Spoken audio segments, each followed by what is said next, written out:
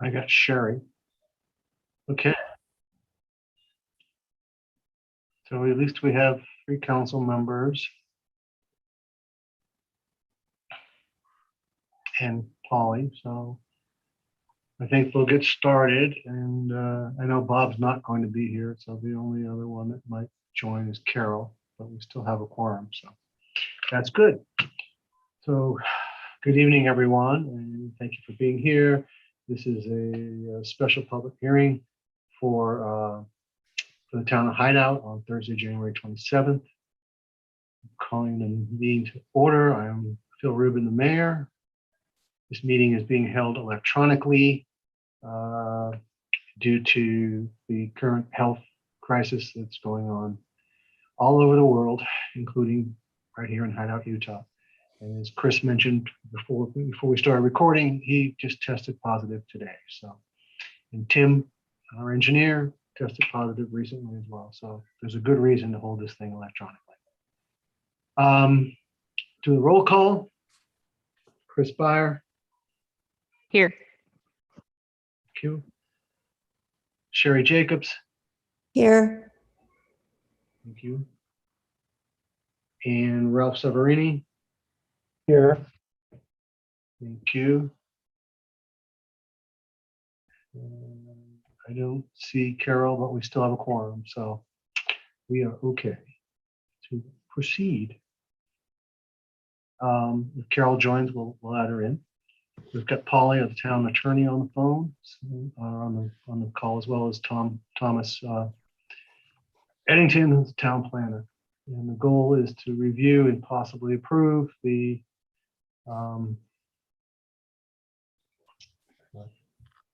I want to get the right phase 3 subdivision. So Thomas, you've got the report. I think you guys are seeing it. I am, yeah. I can kind of walk you through it quickly. So as you all know, claim received its final plat approval back in 2017. That was for all 4, potentially 5 phases. There were some negotiations with UDOT that had to take place, and the plat was not able to be recorded within the year. Chris and Solstice Development came back and got an extension November 19th of 2020 from the Planning Commission. Ultimately, it was really determined that really should have gone to Planning Commission and Town Council for the extension. So we're really kind of cleaning things up and making sure that we go through the right procedures. And so there were a couple of site plans that were, or I should say the final site plan was actually what was approved back in 2017 and also brought forward. So it really technically wasn't a plat. So for phase 3, 4, and potentially 5, if Chris does a 5th phase, those will come back to you all for final plat. They've got preliminary plat based on the overall concept plan, but final plat approval will come back to you. So this is phase 3. Again, just as a reminder, claim is 88 units, and it's about 60 acres, most of which is preserved as open space, untouched land, kind of up the hillside on the slope. If you go to the next page, this proposal is for 26 units, 14 lots that are basically extending phase 1 a little bit to the south. And then there's some that are upslope a little bit, about 12 lots up there that will be included in this phase 3. So 26 total lots. This project, as you all know, is under the purview of an MDA that was signed back in 2019. The MDA does allow for changes to the town code that basically address kind of design setbacks and things like that to be updated and work and coordinated with the applicant to make sure that they meet those that are generally kind of design setback related, kind of health, safety, welfare related. So what we did is we went through the new code and identified those sections of the new code that were a little bit different that should be met. Chris has agreed to meet the provisions of the new code, and I'll walk through them very quickly. This is, again, mountain zoning with a planned performance development overlay that gave it a little bit of additional density. Part of the new code addresses the monotony clause. Chris has agreed to work with us and the design review committee to make sure that subsequent phases have different maybe colors, materials, variations, articulation, etc. We'll coordinate that with him. We've already met with him and the design review committee that includes a planning commissioner and a city council person as well. To go to the next section, if you have any questions as I go through this, I'll go through it relatively quickly because I know you all are pretty familiar with this project.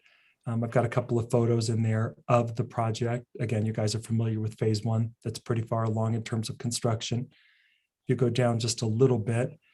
There were a couple of engineering components to the new code that Brian wanted to make sure were coordinated with the developer, and Chris has agreed to make sure that the roads meet the 26 feet of minimum pavement width and coordinate the stormwater infrastructure so that the basins meet the town's new code. So those were agreed upon.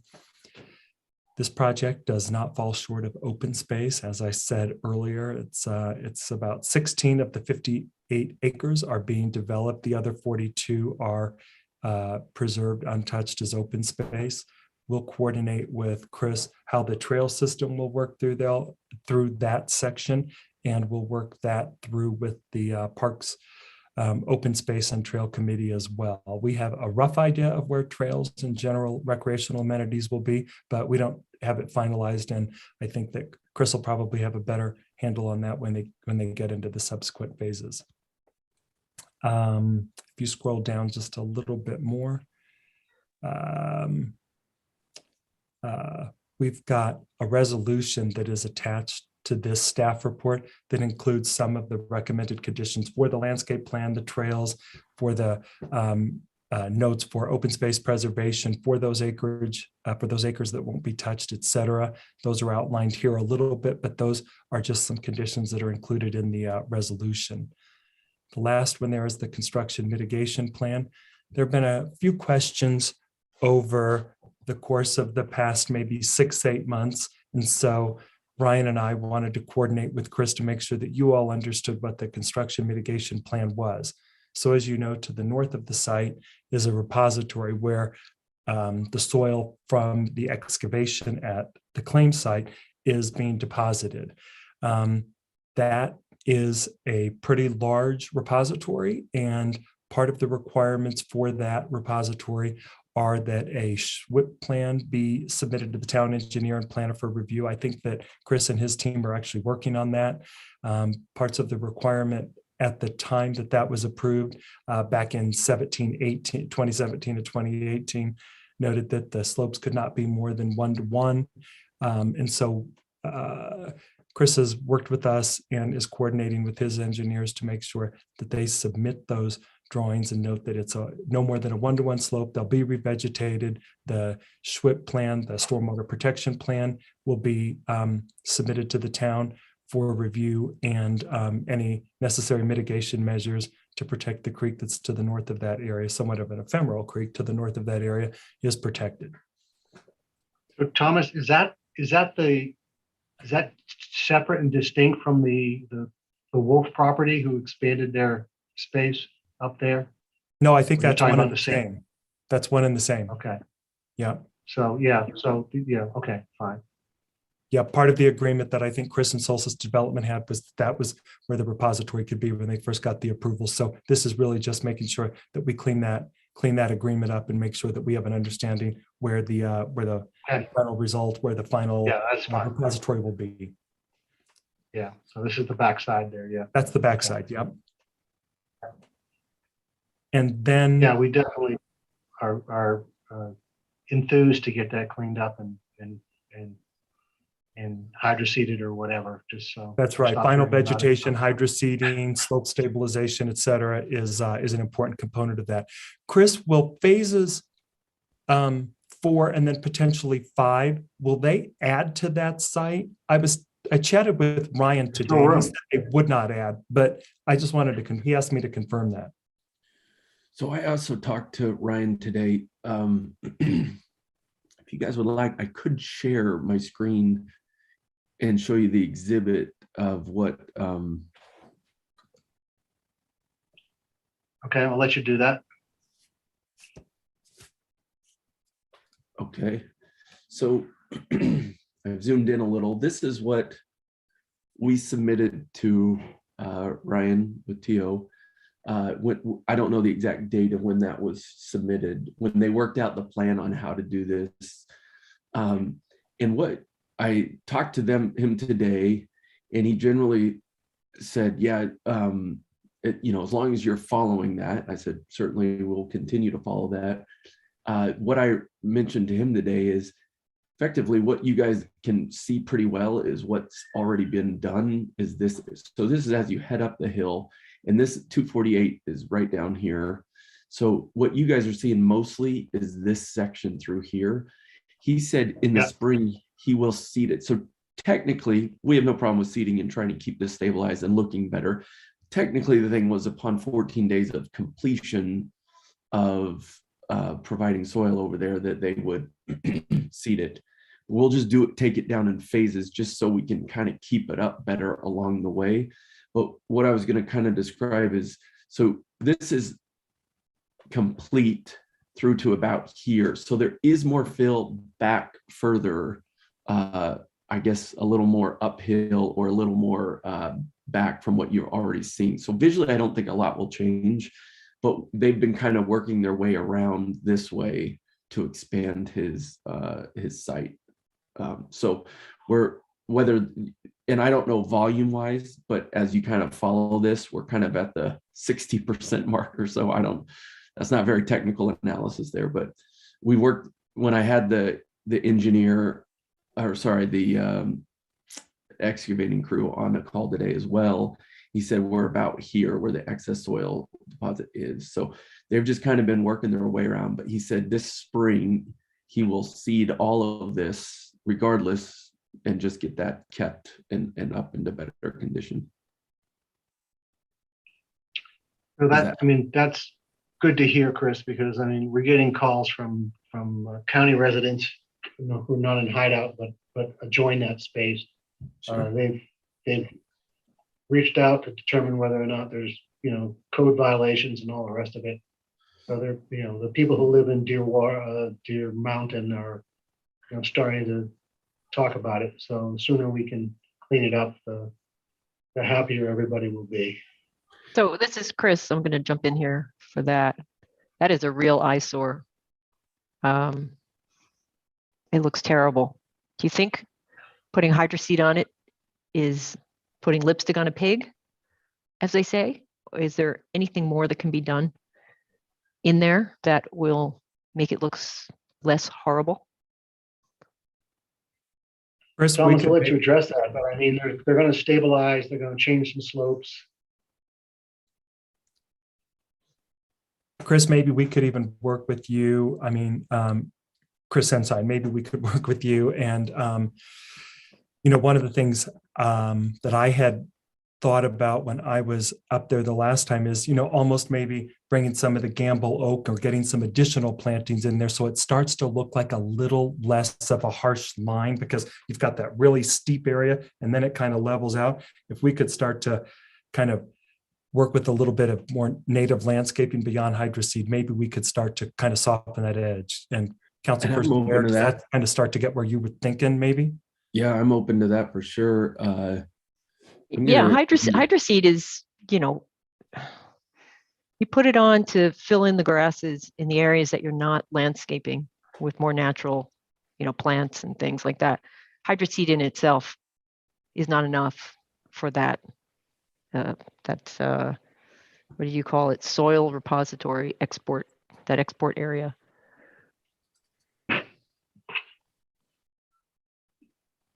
I could, Chris Ensign, I can certainly work with you on that. We could try to come up with a plan that would help soften that. I think that would probably go a long way. I agree. Right now, the edges, it is really harsh. Yeah, we're happy to look at that. We again, it's a little new to us. I know it came up at the Planning Commission. I just wanted to, for a moment, I kind of thought, are we not following something? So I got a hold of, Ryan, and he said he could hop on tonight if needed. He said, no, you guys are still doing what you need to do up there based on our agreement going into it. And I understand visually it's not up to what people are wanting right now, especially being unfinished. But yeah, so we can look at what the beyond seating would look like, and happy to work with you guys to get something figured out there. Hey, Chris, this is Ralph Severini. How are you? Hey, good. How are you? Yeah, good. Thank you. Just a question, because I personally, in the past history and out here in Hideout, have been subject to something like this, where a developer walked away and then kind of left the homeowners holding the bag a bit on, including my place, where the slope was behind the house. And so how long will you maintain a presence to make sure that the slopes or any of the runoff will not negatively affect the homeowners? I mean, you could walk away. How do we protect that? And that's usually done in a couple of ways, your commitment, but it also can be a slightly longer term financial commitment. What's your thoughts on that? Yeah, and just to clarify before I answer that, are you referring more to this or back to on our actual site? The More claim. to what? What's your question? What's your follow-up? You were asking about the commitment for the dirt pile, Ralph, or the whole site? I was really asking a longer term question, like what are you going to do? What happens? So you get things reasonably in order. And as Chris Bears just said, are you putting lipstick on a pig? So oftentimes when you do that, it's a temporary, look and feel. All you have to do is go to some of the home TV sites, and really they cosmetically fix those places up, and then sell them at a big profit. I'm not saying you're doing that at all. I'm just saying I don't want the town to be left in the bag, so to speak, once you kind of exit. And so I'm just asking you, what is your commitment to to a longer term look at this and the protection of your buyers? Yeah, you bet. So I think his question was specific to, Ralph, are you specific to the entire project? Are you specific to the dirt pile? Are you looking at both? Yeah, more like the entire project, Phil. So because I think that's really what that's one important piece. Obviously, whatever's currently needs to be remediated. Yeah, but what's your long-term kind of guarantee or warranty on this? yeah, you bet. So in a way, this is kind of standard and already flushed out in the community, well, whether it was state or kind of builder responsibilities. You've got warranties and commitments that you've got to follow. So first, though, I'll just say there already are many things in motion. Secondly, we're there at this site for years while people are living there. So as time goes on, we've still got 2 years up there trying to work through everything we need to do. We'll start to identify if there are any problems, if there are any concerns. But even from the very last sale, remember, we've only sold, I think, 14 units, have people living in them, of 88. So we've got a long time to go still. And even on the very end of that, we've got warranty periods that extend beyond the last unit sold. So we've got 3 to 5 years that we're involved in this community, making sure that if it's slope, these are things that are, not to say easily addressed, but relatively speaking, easily addressed as far as slope or anything else that's causing a problem on the site.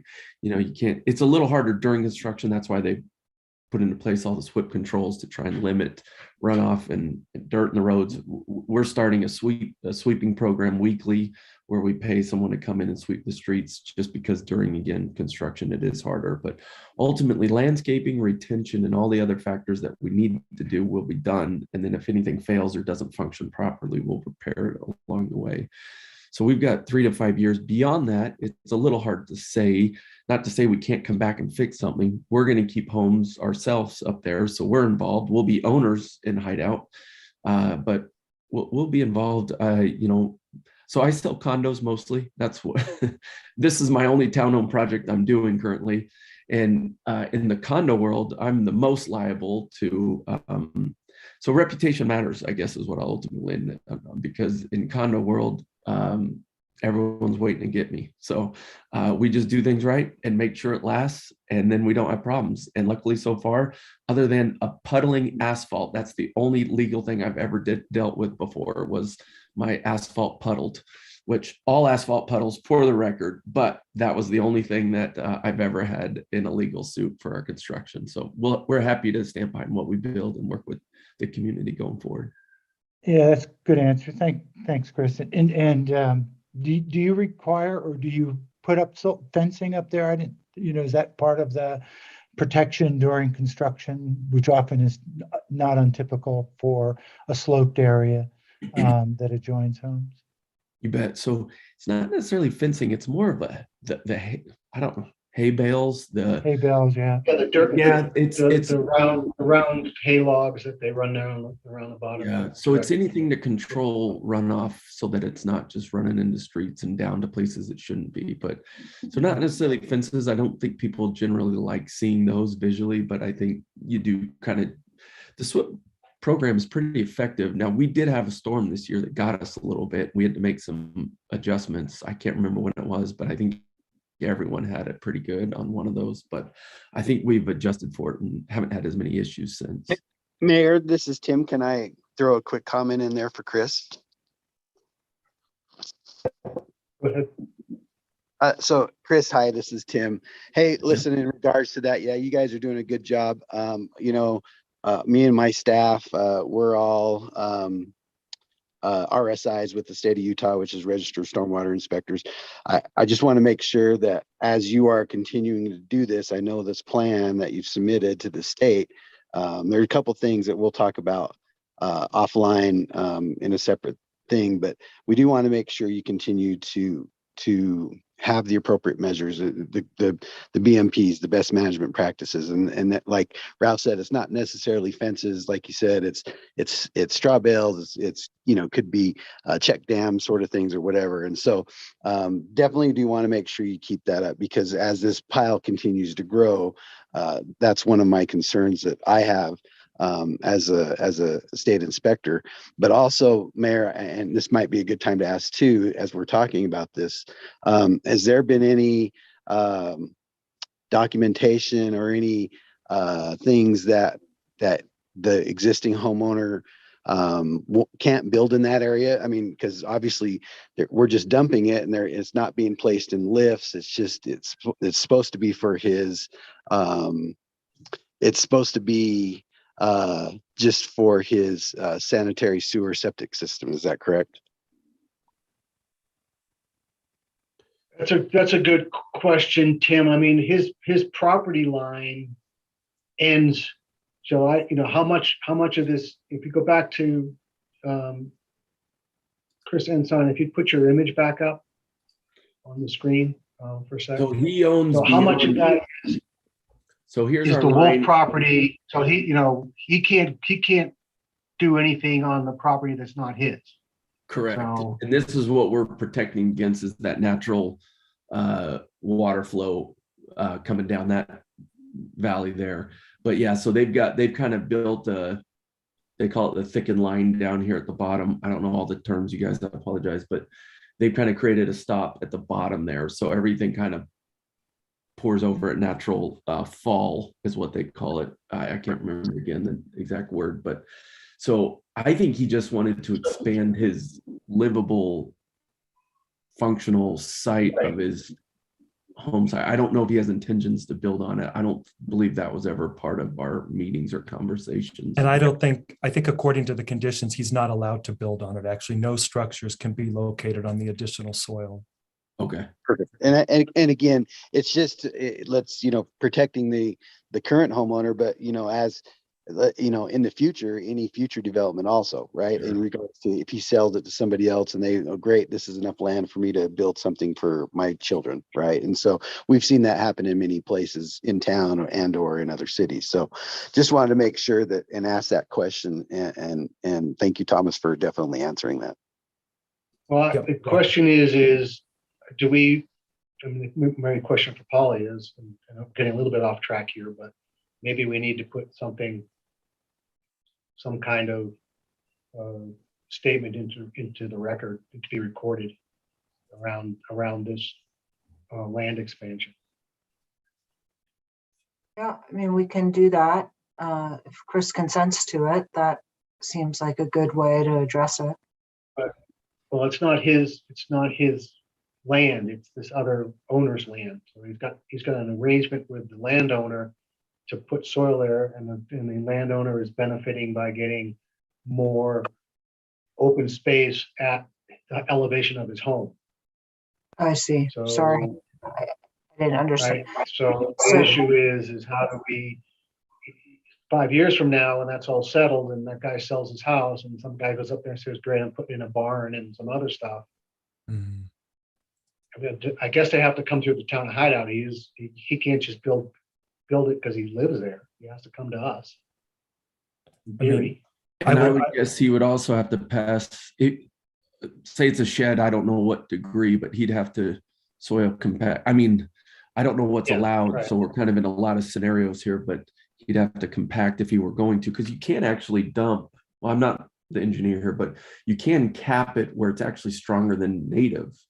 So on a big subdivision we did once, we kind of had fill dirt in there, this is fill dirt, uncompacted, but then you can actually cap the top layer of 2 or 4 feet, and it's actually stronger than native, so it's even better than. So he could potentially, if the city allowed him to build something, again, I'm talking hypotheticals, if he came back later and said, I wanted to build a barn on the back portion of his property, looks like he's already got a barn or 2 or 3 on there. So he might have capped his barn limit, but whatever, down the road, he could potentially address it if it was in your parameters, but again, kind of a whole nother thing. I mean, I will let you know that I had asked Ryan about this over the past couple of weeks because I was trying to follow some of the emails, and some of the email chains noted that no structures would be built on it. So, Mayor, to your point, I noted that on page 12 of your packet in the resolution, that was part of number 20 of the conditions of approval. But to your point, maybe we should have maybe a no build zone noted on the document that Chris is working with Ryan and potentially Tim down the line, that document would note maybe a no build zone on the new land area or something, because I do think that it could be a safety issue down the road as well. Well, Chris, could you, as part of your arrangement with him, ask him to record something that You in bet. exchange for what you're giving him, he needs to record this so that you're abiding by the rules that we're imposing?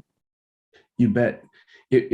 I'm happy to go and talk to him on that. I think that shouldn't be a problem. I think it was understood previously anyway, so I'll just try and get it documented onto this exhibit. But let me do just a little backtrack to see where and what's been said along the way, and then say, hey, we'd like to show it this way, just so it's, like you said, it's recorded, then it's on there and everyone sees it. But it's I believe it's already an understanding he knows. So I'll kind of get into that. If I don't, give me 14 days or something, I can probably get through all this and be able to come back with a way to document that best.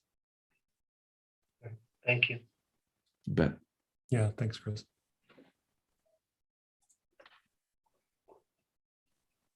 Hey, before we get to the resolution, hey, Thomas, on 11.07.101, are the deviations here, to be accurate, is one is the side yard setbacks, I believe, and the density, is that correct? Or because it wouldn't meet mountain zone either under the old Right. code or the new code. So is Pursuant that to the correct or EMDA, there incorrect? was a planned performance development overlay that altered the setbacks and the density. And Density, so right? 'Cause it those would be are allowed 88 on pursuant to the 60 NDA. acres, so yeah, that would be, Right. so those are the two deviations that I know. Is there anything else, Thomas? No, not that I'm aware of. And just keep in mind, you could almost kind of think of what Chris did as kind of a almost like a cluster subdivision where you Yeah. preserve a massive part of the hillside, bring it down. It's actually a good planning practice, and so that was what was implemented in the MDA, and that carries through. Thanks.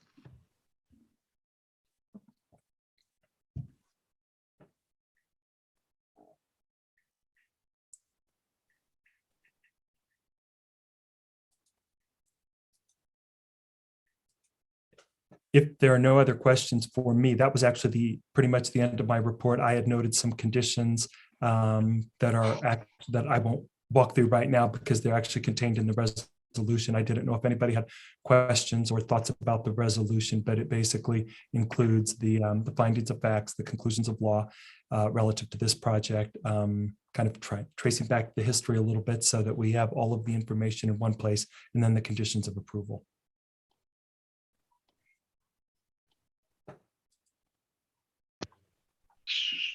Polly, is sort of a question of order here. Should we review the resolution before I open it for public input, or take it now, or what's the right? Either way is fine. Procedurally, either way is okay. Let's look at everything, and that way the questions that come will be based on everything that we're looking at. So these are all the whereases, which we, so claim 3, we've given public notice, the planning commission held a hearing, they passed on a recommendation to move forward. This is the stuff that Thomas has already talked about.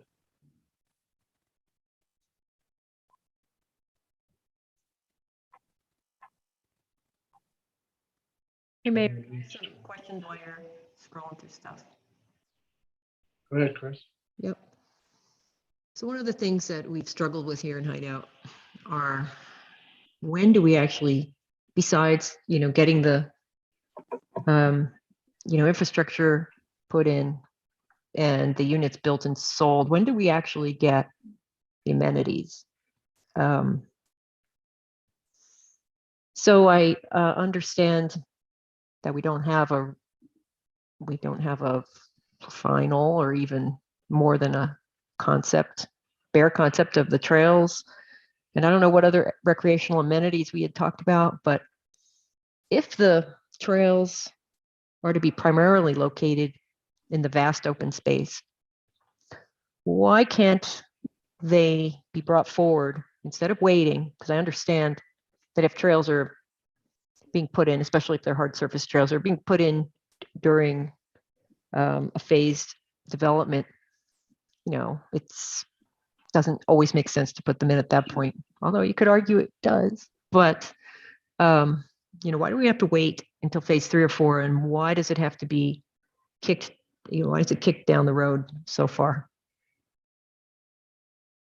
I don't know in the MDA. Is there a statement in the MDA as to when those trails are going to be delivered? I don't know. I didn't see a timing statement, but we can certainly coordinate with Chris Ensign. I know you were getting ready to jump in, Chris. Did you have a thought? I can comment on to some of that a little bit. I'm going to share my screen again, just so we can kind of see the site a little bit.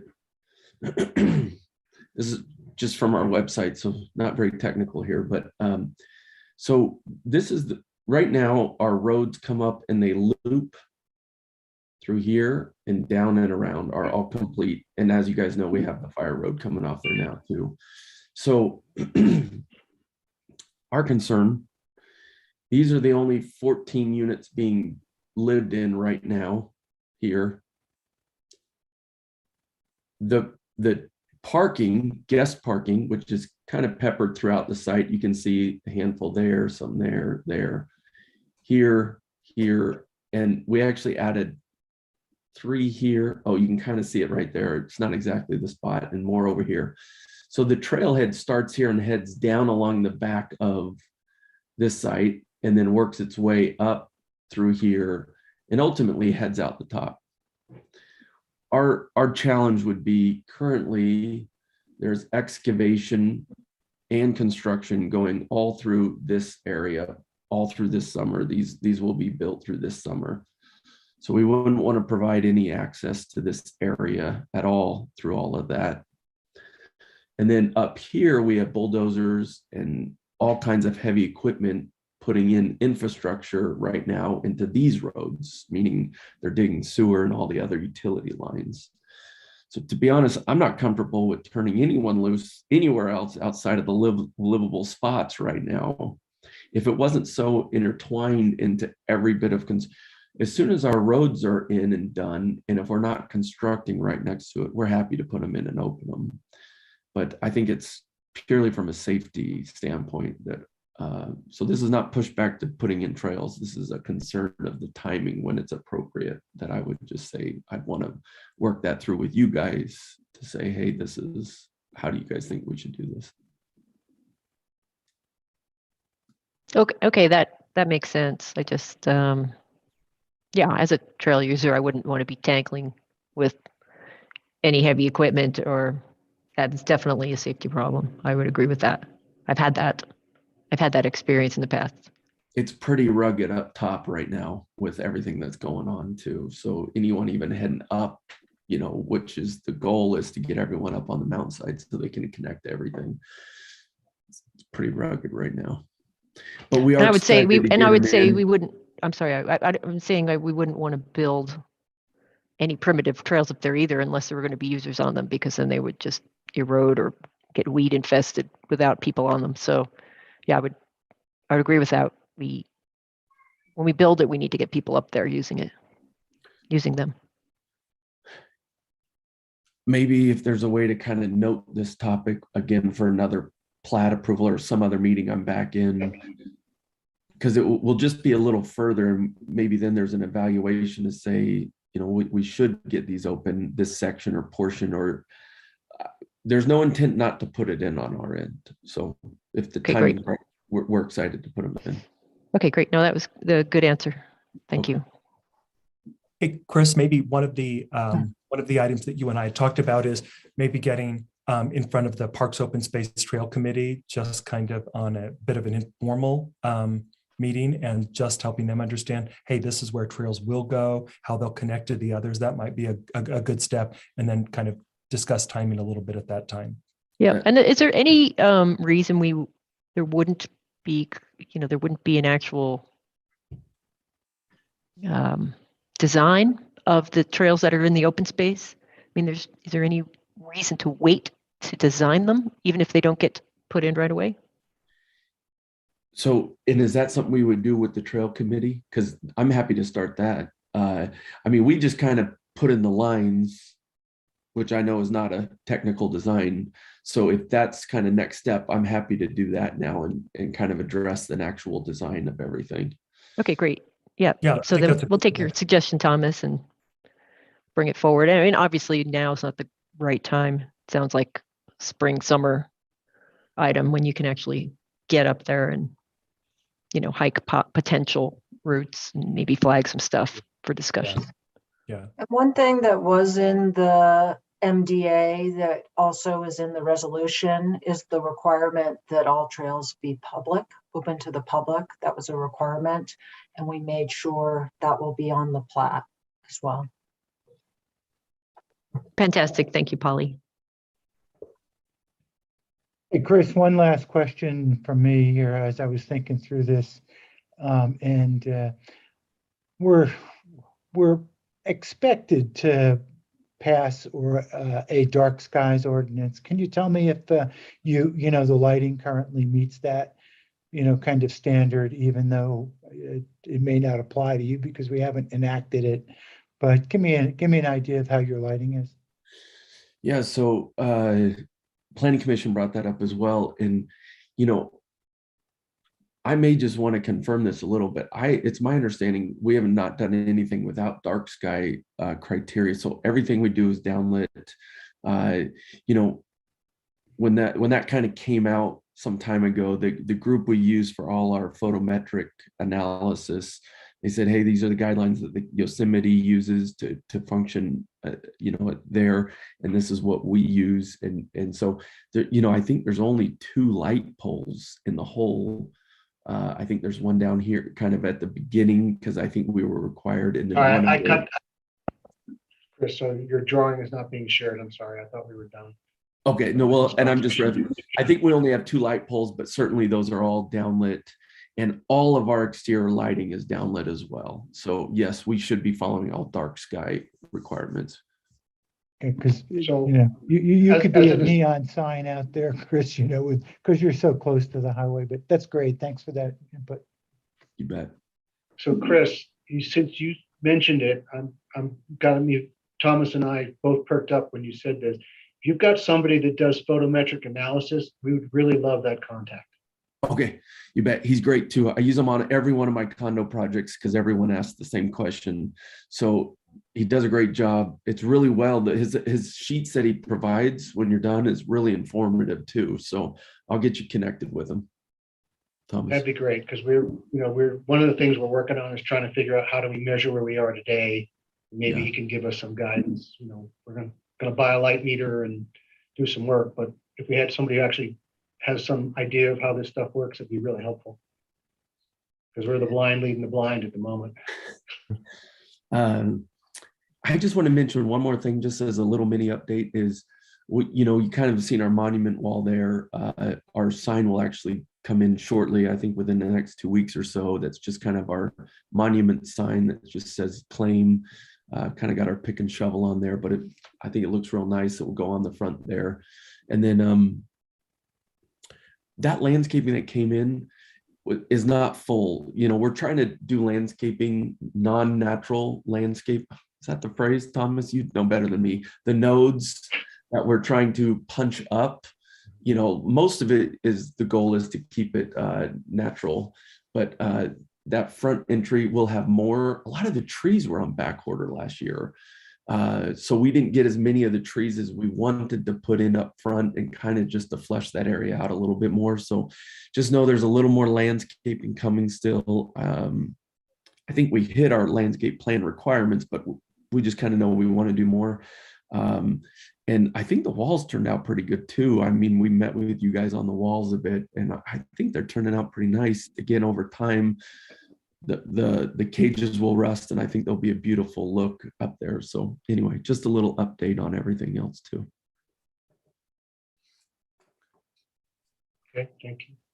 Yeah. So I'm going back to the resolution. One of the things I noticed, Thomas, on this number 2, the word December, I think, is spelled incorrectly.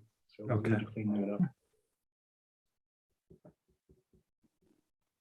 Because I'm pretty sure December is not right. That's a pretty good eye on your part. We'll make that correction. I And we'll also, just the only reason I do it is that it happens to be my birthday, so I spelled it right. and we'll also include in the lower report the conditions of approval. We'll make sure I'll put in a dark skies compliant condition as well, just to address all of your concerns. Okay.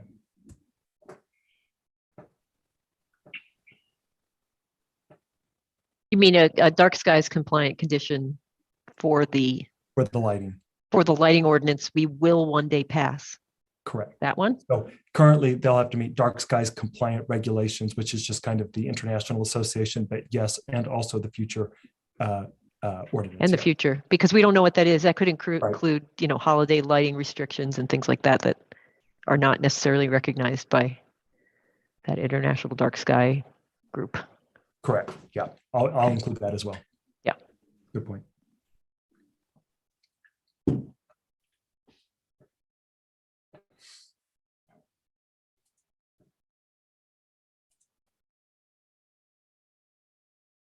Thomas,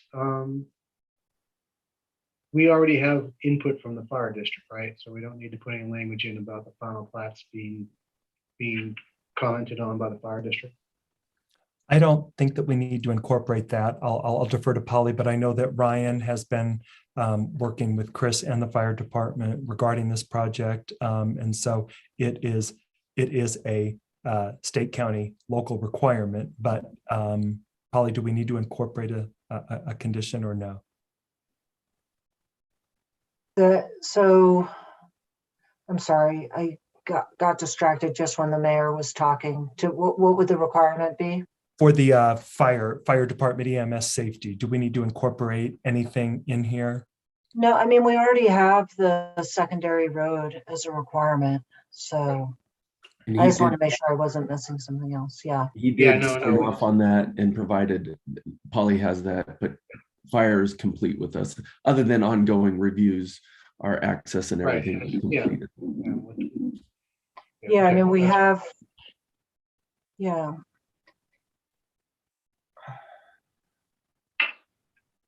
And just point out, Chris, we are requiring GSSD sign the plat just so you know that. You can put Okay. that on there. Yeah, we I don't just know. read that here. That's what got me thinking about it. Item 12 is there. Talks about JSS. Did we provide that on the plat already? We might need to add another signature box in them, so I'll look into that. Yeah, that's why I'm pointing it out. Thanks.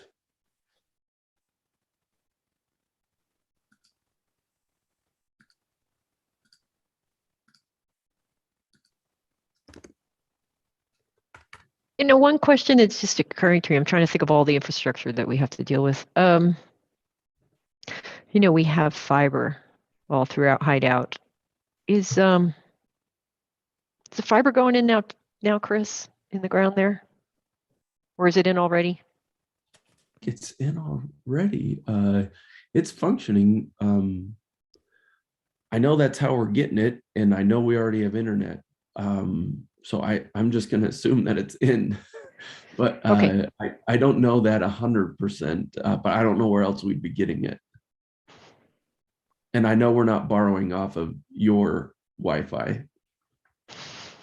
You don't That's have a big good. cable running over to the town hall? Yeah, I believe it's in already. I mean, I mean, oh yeah, it is. Who did the city end up signing with? Was We it signed with the All West. All West? All Yeah, West. okay. Mhm. Yeah, we're with All West. Okay, yeah, I just want to confirmed. make sure it's going in now, like when Okay. it's supposed to go in. And, Yep, it's in. okay, thank you. Yep, sorry. And when you've been on a project for 5 years trying to get it set up, you forget some things. I can't believe it's been this long. these conditions of approval, these are standard approvals. So the plat has to be recorded within 6 months. The public utility easements have to be indicated on the plat. Financial guarantee has to be given to the town. Construction plans and all that stuff is normal. Updated Chris? plat, address all comments. Mayor, sorry to interrupt. Sorry. I would just make sure that, Chris, make sure that you and your engineer look kind of at conditions of approval 1 through 9, because there are some notes required on the plat. So, I mean, just cut and paste from the document and put them on the plat. Oh, okay. 1 through 9. Sorry, I was just sending my engineer Okay. to add. Just as you're changes. thinking that JSSD box, some of these notes, number 9 in particular, has some pretty standard plat notes. So just keep that in mind. It'll save you a whole lot of. Are those new and additional, or have we not included those in the past? I don't know if these are on the preliminary plat. I don't know. So I would say just look at these, have your engineer Confirm? here. Okay. Yeah. Okay, that sounds good. Hey, I have another question. I'm still sorry. I'm still thinking of things. Whenever there's large areas of disturbance, we do have to worry about weeds. Especially in a construction area or area, where any of the soil, natural conditions have been disturbed. Do we need to recognize that in here, or is that covered under our weed/nuisance ordinance and our ability to, have our developers control those? And we did. Ollie, you want to take that? Yeah, I mean, we do have a pretty robust weed ordinance now. And so it should be covered by that already. It applies to everyone, whether or not they're doing construction activity or not, it's a problem. So I don't think we need a special, I think it would be a bit redundant, but if there's something special about this site, then we could require something, but our existing one is pretty robust now. No, that's great. Thanks. And then Chris Ensign, I know we talked about soils repository, which we're calling the Wolf property. Maybe I missed it. I'm sure I missed it. What is going on the other end? The east side, where there's all kinds of like sifting and sorting through soils and things like that, and a lot of heavy equipment. What is Are you that? saying on the repository site or on our site? It's on your site, on the In front of claim claim? site. Yeah, So it's really close to the road, so it's yeah, very obvious. I've seen that before, and I've tried to kind of clear some of that out. But I know as we excavate, we actually kind of sort different things. We've used some rocks to protect the creek as it's come through too. So our excavator kind of does that in general. He also will use it as compactable. So he'll bring out a rock crusher and even crush the rocks and use them again because we've got so many boulders in our soils up there. So that's usually just him doing his work on what he needs to do. But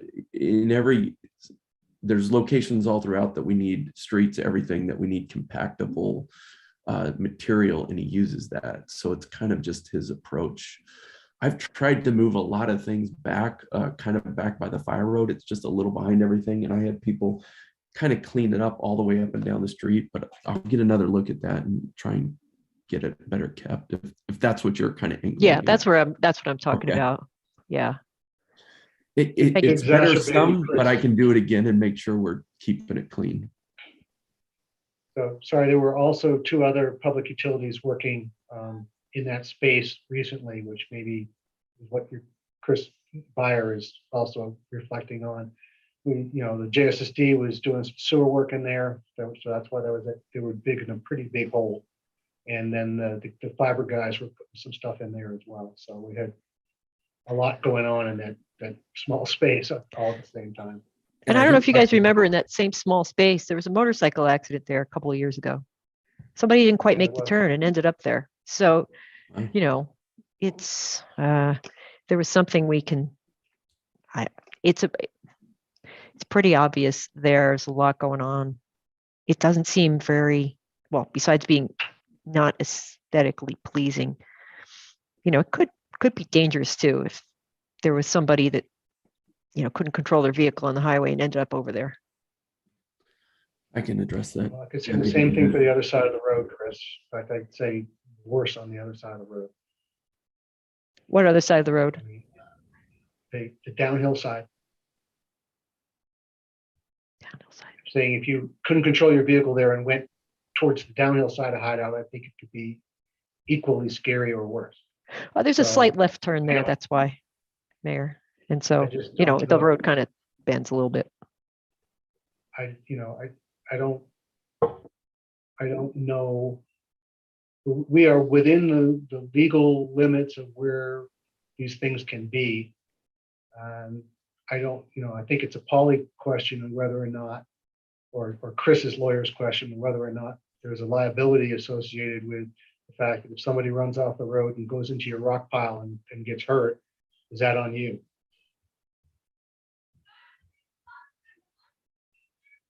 I can just say it wouldn't be on the town, so. Okay.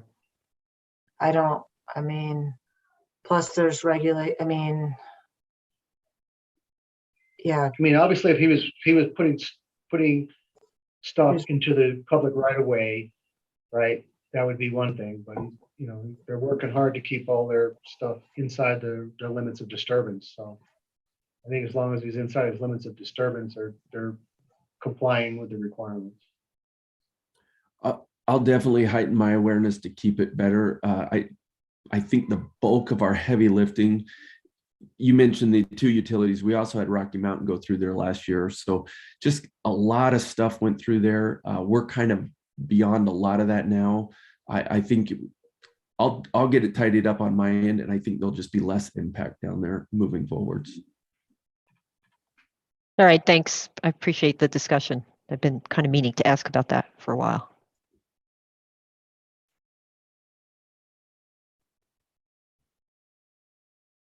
These are still, we're going through the conditions. I commend the Planning Commission, the Design Review Committee, Thomas, and this is a powerful list of and engineering. This is a powerful list of controls, and legal too. I mean, it's really, really well articulated. Everything that has to be managed, and with the adoption of this, it gives us the mechanism to enforce. So Not that Chris hasn't been anything but cooperative. I'm not suggesting he hasn't. And just so the council knows, is we're going in this direction to try to have something, a written document that lays it all out, gives us the ability to go through the MDA and put in any conditions that's required by that. Anything else, it's been Thomas, Ryan, and I have worked really closely to try to get this out. Thomas put it together and did a fantastic job. And you're going to be seeing some form of this moving forward for all plats, just to help us make sure that we cover everything.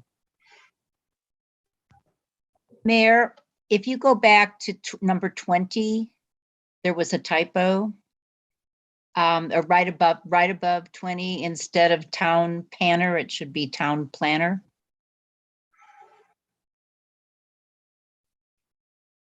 Thank you, Carol.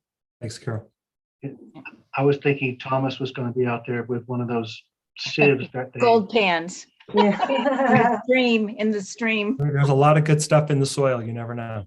right? Good pickup. Thank you. So Thomas, you may want to throw this back into the Word version and do the spell check in case we miss some others. Yeah, I'll throw it back into Word. I'll add the couple of conditions and notes that you all have discussed with regard to dark skies, et cetera, and I'll make the updated corrections to the typos, and I'll do a quick review. Okay. I'm okay. So if there's no more questions on the document itself, then I'm going to open it for public comment. I'm just pull up the participant list. So the way you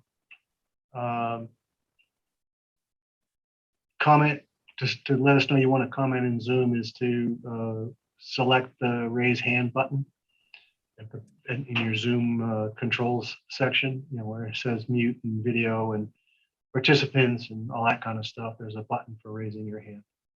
So I'm opening it for a comment from anyone on the call, besides council. Of course, you can still council can still ask, and you raise your hand, get recognized.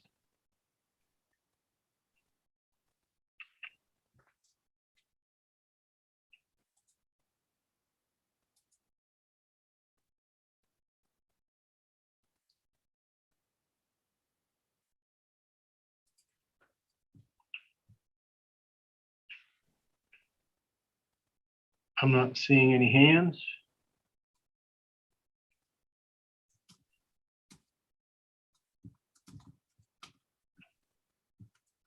So we'll close public comment and then back to council looking for a motion to approve the resolution approving the claim phase 3 subdivision located in Hideout, Utah, as described tonight, with incorporating the changes we discussed during this session. I'll move. Is that Carol or Sherry, or I didn't catch It that? was Carol. I'll Thank you, second it. Carol. Okay, thank you. I'm now going to poll the council for approval. Ralph, Yes. Chris, Byer? Yes. Chris Byer, yes. Thank you. Chris, Ensign does not get a vote. Sherry? Yes. Thank you. And Carol? Yes.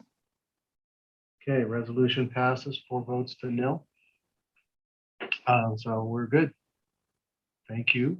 Guys, thank you For tonight. taking the time for your meeting. Thank you, Chris, for being here. I know you're feeling Thank a little you. off. Thanks for being here. I appreciate Answering all the everyone. questions. Thomas, I'll follow up Good with you on job. a couple things, but thank you, Perfect. everyone. Thank you. Okay. Okay, and thanks for all the prep work. So take care, everyone. Stay safe, and we'll talk soon. Great. Hey, Thanks. good night. Good night, all. Good night. All right.